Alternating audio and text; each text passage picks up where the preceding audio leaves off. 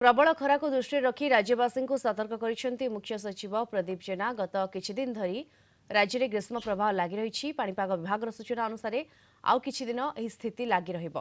तेणु प्रबल खरा और गरम को दृष्टि रखी सकाळ 10 रु दिन 3टा मध्य घर अजथा न बाहर परामर्श देइछन्ते मुख्य सचिव। विशेषकर बाहर खरारे काम को बारण करा जायछि। आवश्यक काम थिले घर बाहर समय छता जोता और साथी पानी बोतल और मुंडरे ओदा गामुछा पकाइबाकू परामर्श दिया जायछि। ग्रीष्म प्रभाव जनित असुस्थतार मुकाबला पई राज्य समस्त डाक्तरखाना को सजग रखा जायछि।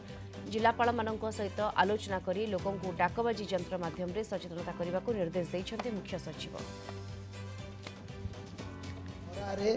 कौनसी अजथा काम नथिले बाहर को न बाहर आम अनुरोध करूँ। 11 रु 3टा भितर खरारे कौनसी काम न करने आम अनुरोध करूँ। ये दुईटी आम पाखे रहा दरकार। जोता पिंधा दरकार, चप्पल हो जोता हो एवं छता व्यवहार करने दरकार।